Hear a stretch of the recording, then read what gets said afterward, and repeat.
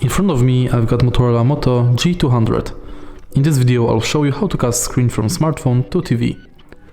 In the beginning, make sure that both devices are connected to same Wi-Fi, and on your smartphone swipe the notification bar, extend it and tap on Ready for icon.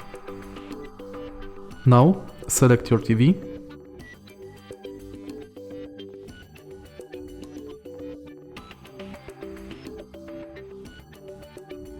And as you can see, both devices are now connected. From here you can select between mobile desktop, TV, game, video chat or mirror display.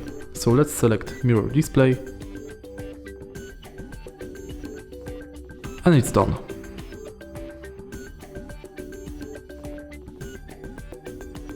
If you find this video helpful, please leave like, comment and subscribe.